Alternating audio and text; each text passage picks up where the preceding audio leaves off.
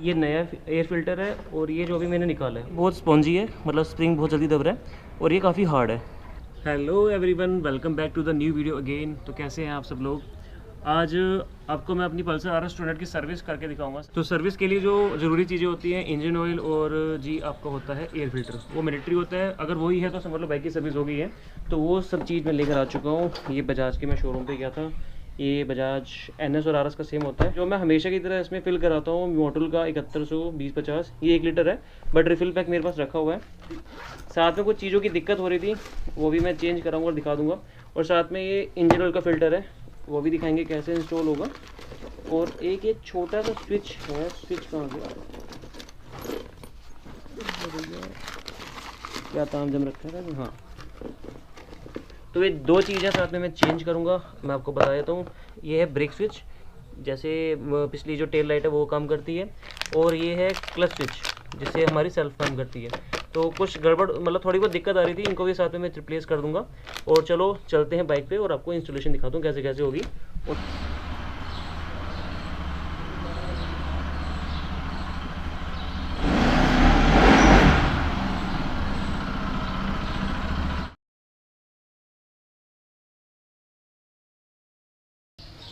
सबसे हार्ड काम है सिंगल बंदे को स्टैंड लगाने के लिए, क्योंकि बैलेंसिंग नहीं बन पाती है, बैलेंसिंग करनी पड़ती है साथ में। और हल्का सा कुछ गलत हुआ तो आपका एग्जॉस्ट पे नुकसान हो जाता है।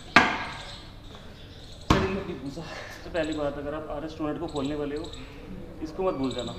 ये राम बाड़ है, वाइब्रेशन को बचाने के लिए कुछ लो ना लो, इसको लेना ज़रूरी है, ठीक है। जो लोग फर्स्ट टाइम RS 200 की सर्विस करेंगे उनके लिए मैं बता देता हूँ।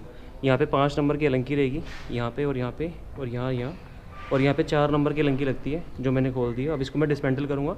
डिस्मेंटल करने का भी बहुत इजी वे है, वो आपको अभी दिखाने वाला हूँ। साथ में मैं आपको टूल्स बता देता हूँ कि कौन कौन से टूल्स ज़्यादा यूज़ होने वाले हैं। 4 नंबर की अलंकी, 5 नंबर की अलंकी, दैन उसके बाद 8, 10, 12, 18 नंबर का पाना यूज़ होगा, जिससे कि आपका इंजन ऑयल का बोल्ट खुलेगा और आपका इंजन ऑयल ड्रेन होगा। और साथ में एक पेच का सबको चाहिए होगा, 4 मुँह का।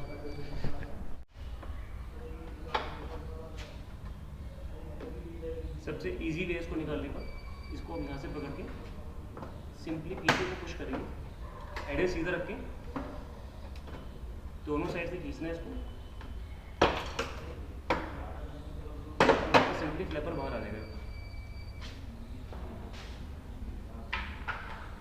और कोशिश आपको ये करनी है, अगर आपको ये वाले पेज खोलने हैं फेयरिंग के, ये वाले और ये वाले, तो आप लोग बिट का यूज़ करें, इससे आपका ये डैमेज हो जाएगा। कोशिश ये की जाए कि बिट का यूज़ करो तो ज़्यादा सही तरीके से खुलेगा और आपका ये डैमेज नहीं होगा। सिर्फ प्लास्टिक के लॉक्स होते हैं, जब भी आप इसको खोलोगे तो आपको यहाँ से प्रेस करके देन इसको बाहर खींचना है। ये मेरे सेट का टूटा हुआ है, बट उस सेट का मैं खोलता हूँ, ये ऐसे बाहर आ जाएगा, ये ऐसे तो बाहर आ जाएगा। बट आपको मैंडेटरी है कि आपको ये वाला भी यहाँ से खोलना पड़ेगा पेज। अगर आप इसको नहीं खोलोगे तो आपके फेयरिंग के ये जो नक्के हैं डैमेज हो जाएंगे, नक्के बोलते हैं वैसे इसको। अदरवाइज़ इनको खोलने की इतनी नीड नहीं पड़ती, अगर इसको भी खोलोगे तो कोई बेनिफिट नहीं होगा इसका, ज़्यादा टाइम ही लगेगा आपको। और साथ में एक स्क्रू यहाँ लगा होता है, एक यहाँ पे, इसको हल्का सा लूज़ करना है जिससे इसमें प्ले आ जाए। अब जैसे यहाँ का लॉक लगा हुआ है, इसको हम पेचकस से, इस लॉक को हम पेचकस से खोलेंगे। और इनको भी आप थोड़ा सा लूज़ कर देना कि जैसे लाइक प्लास्टिक का पार्ट है, अगर कहीं जोर लगता है तो डैमेज ना हो कहीं से।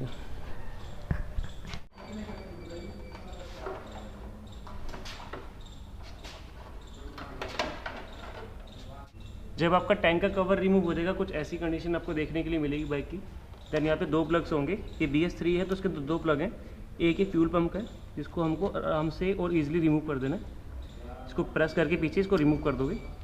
एंड सेकेंडली आपका फ्यूल गेज का होता है, जो आपको मीटर दिखाता है कितना आपकी बाइक में फ्यूल है। ये करने के बाद हल्का सा टैंक ऊपर को उठाना है। देन इसके बाद आपको क्या करना है, जो इंजेक्टर में से पाइप आ रहा है ये वाला, आपको इस यहाँ से प्रेस करना है, लॉक होगा यहाँ पे, प्रेस करके खींच देना है। और ईजिली आराम से खींचना, ज़्यादा तेज़ खींचोगे तो दिक्कत हो जाएगी पाइप के लिए। बहुत प्यार से रिमूव करना है इसको।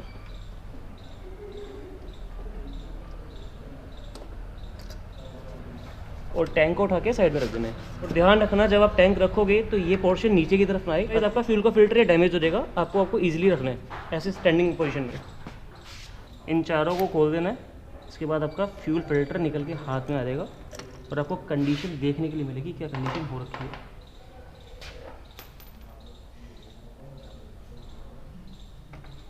फिलहाल ये अंदर से तो ऐसा है एंड इसको बाहर से चेक करते हैं। ये लॉक्स है, ये लॉक्स हटाओगे, ये लॉक्स हैं, ये लॉक्स खोलने पड़ेंगे। अभी कंडीशन देखो आप। तो अभी आप देख रहे हैं ये नया एयर फिल्टर है और ये जो अभी मैंने निकाला है। तो इसको इंस्टॉल करने से पहले मैं कुछ डाउट्स आप लोगों के मैं क्लियर कर देता हूँ। कुछ लोगों के डाउट्स ये रहते हैं कि बाइक की सर्विस कब करानी चाहिए, कितने हज़ार किलोमीटर पर करानी चाहिए। यार अगर आप किसी डस्टी एरिया के अंदर जा रहे हो और आपकी बाइक 3000 किलोमीटर चल चुकी है तो आपकी बाइक आपको खुद बताएगी कि मेरी हालत ख़राब हो चुकी है, मेरी सर्विस कर दो। मेरी बाइक अभी 4000 किलोमीटर भी नहीं चली, 4 या तो 4.5 चल गई होगी, बट 5 या 5,500 किलोमीटर में सर्विस हो जानी चाहिए। बट अगर इस जैसे एयर फिल्टर आप देख रहे हो, इस एयर फिल्टर के अंदर इसको मैं चलाता तो मेरा इंजन कभी भी सीज हो जाता, क्योंकि एयर नहीं मिलेगी तो इंजन को हार्म कहीं ना कहीं आपको भी पता होने वाला है। तो इस चीज़ का ध्यान रखना है। आप जैसे बाइक ऑन करते हो और आप बाइक चला रहे हो, आप डेली यूज़र हो बाइक चलाने के, तो आपको इस चीज़ का आइडिया लगेगा कि आपकी बाइक आपको खुद ही बताएगी, क्योंकि बाइक की स्मूथनेस खत्म हो जाती है। बाइक के अंदर एयर नहीं मिलेगी, बाइक खुद परेशान करेगी, काफ़ी सारी चीज़ें देखने के लिए आपको खुद फेस होंगी। तो मुझे हो रही थी तो इसलिए मैंने खुद इसकी सर्विस करी है। परफॉर्मेंस में तो फ़र्क आएगा और आपको मैं चेंज करके दिखाता हूँ। आगे का काम बाद में करेंगे, पहले किसी की बाइक से कपड़ा चोरी करते हैं, हाथ हो गए बहुत ज़्यादा गंदे और कैमरा भी बहुत ग्रीसी टाइप से हो जाएगा। तो हमेशा की तरह बाइक के अंदर कपड़े की चोरी करनी पड़ती है। तो कपड़ा चोरी कर लिया सबसे पहले काम ये भी करना होता है। अब इसको इंस्टॉल करते हैं। और मैं थ्रोटल क्लीन नहीं करने वाला, थ्रोटल मैंने अभी हाल फिलहाल में क्लीन करी थी, बट थ्रोटल करूँगा तो बहुत ज़्यादा टाइम लग जाएगा और अभी मेरा मन भी नहीं कर रहा थ्रोटल क्लीन करने का। अभी फ़िलहाल इसको इंस्टॉल करते हैं और इसकी इंस्टॉलेशन दिखाते हैं। इंस्टॉलेशन क्या दिखानी है, जैसे निकाला वैसे इसको इंस्टॉल कर देना। ये है बाइक का ABS। अगर इसमें कुछ दिक्कत आती है और ABS काम नहीं करता तो मैं डिस्क्रिप्शन में लिंक दे रहा हूँ, वीडियो चेक कर लेना, समझ में आ जाएगा। तो गाइस साथियों को बताना चाहूँगा, ये होता है क्लच का स्विच। लाइक जैसे हम क्लच दबाते हैं तो हमारी बाइक जो स्टार्ट होती है वो इस स्विच के थ्रू स्टार्ट होती है, जैसे आप देख रहे हो।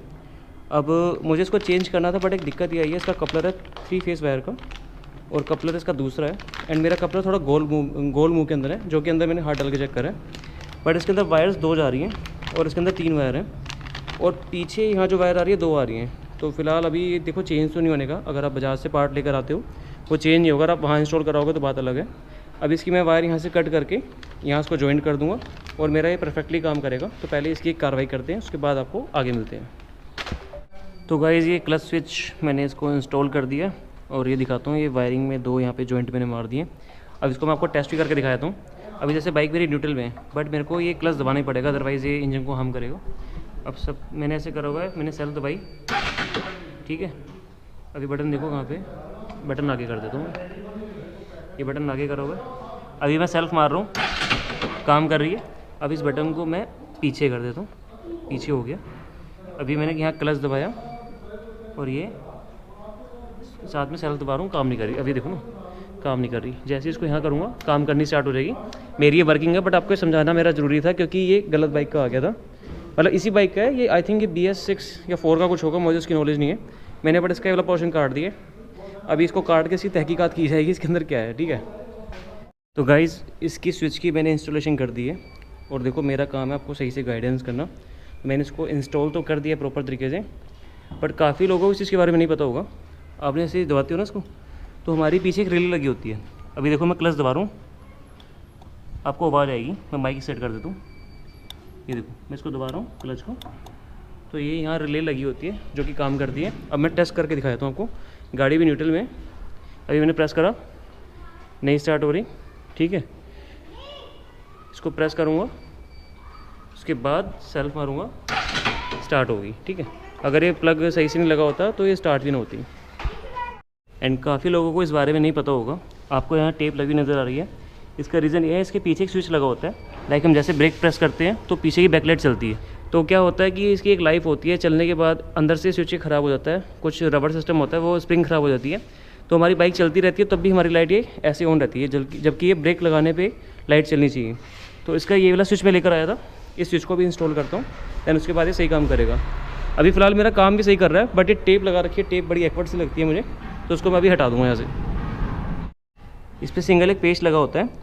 फिलहाल ये मेरा ठीक है, मेरा ये ख़राब नहीं है, बट आपको मैं अनइंस्टॉल करके डिफरेंस दिखाता हूँ। आप जब इसको देखोगे आपको फ़र्क खुद समझ में आ जाएगा। जैसे मैंने बताया था एक सिंगल स्क्रू है, इसको निकालना है, ठीक है। और ये दो यहाँ पे थंबल होते हैं, इनको निकाल देना।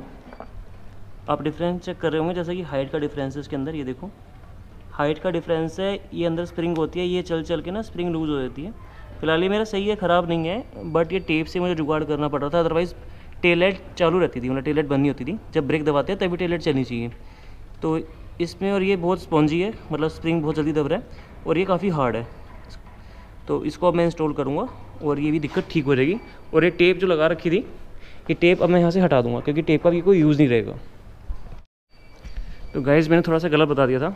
ये बटन जब तक ये दब के रहता है तो ये काम नहीं करता। अगर ये बटन दबा रहेगा, आप जैसा कि देख रहे हो ये कैसे इसका ये काम करता है।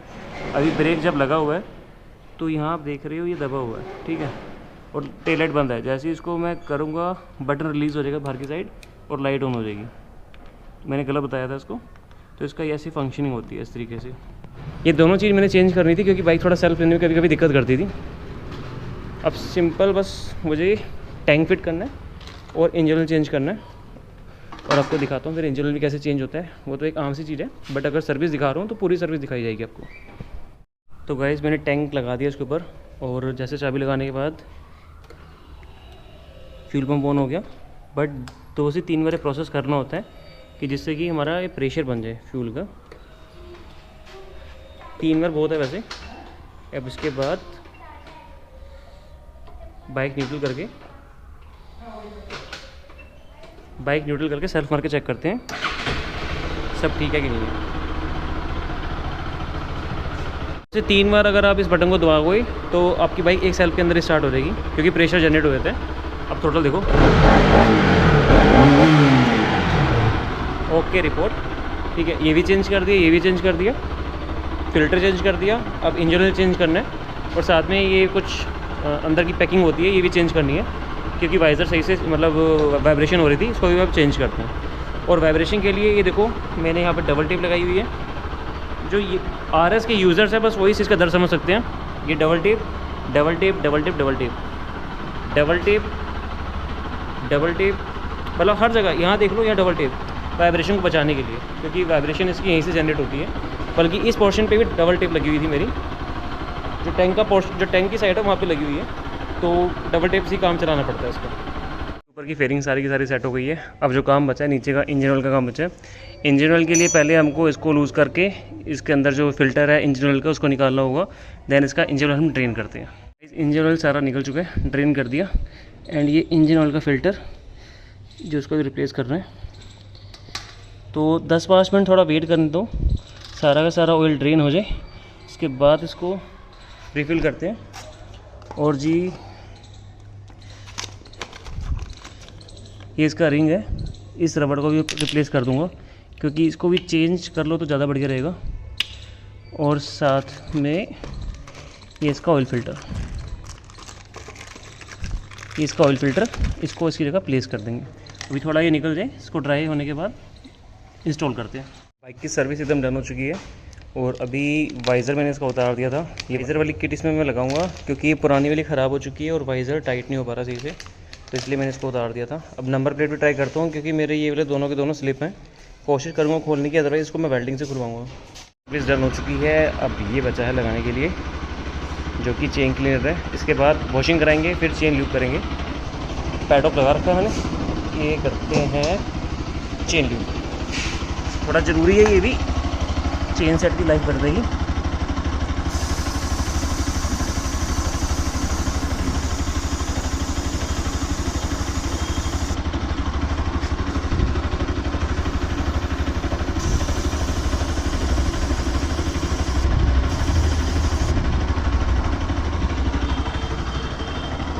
और एक और ट्रिक दिख बताता हूँ आपको मैं, पता नहीं और उन्होंने बताई नहीं बताई। ये होल्स दिख रहे हैं, इस होल्स के अंदर आप डाल के ना इसको पाइप को, ये होल्स होते हैं। मैं एक बार फ्लैश ऑन कर दूँगा। हाँ जी, पकड़िए ना बात कुछ, ये होल्स दिख रहे हैं, इस होल्स के अंदर आप इसको डाल दें। और जी समझ रहे हो बात को, इससे और बढ़िया साफ हो जाएंगे।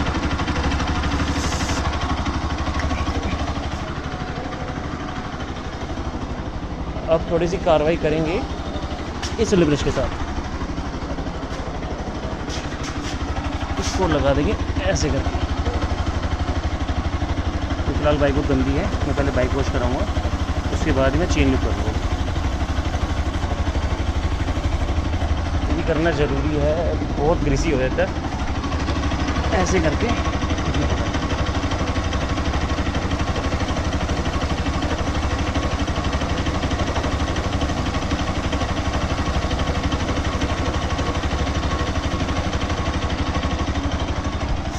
डन। अब मैं इसकी पहले वॉशिंग कराता हूँ। तो गाइज़ जैसा कि आपको मैंने दिखाया था, पहले फोम वॉश मैं करवा चुका हूँ, मतलब 50 रुपये के अंदर फोम वॉश होती है, सबसे सस्ती इंडिया के अंदर भाई, इतनी मैं गारंटी लेता हूँ। तो बाइक की सर्विस मैंने कर ली है, अब इसको नहलाना धुलाना भी ज़रूरी है क्योंकि उसके बाद ये तैयार होगी। तो इसके ऊपर फोम वॉश करवाते हैं। मार भाई हाथ। प्रेशर इतना तेज है, बाइक पूरी हिल जाती है। मेरी आवाज़ पता नहीं आ रही है नहीं आ रही, देख लेना।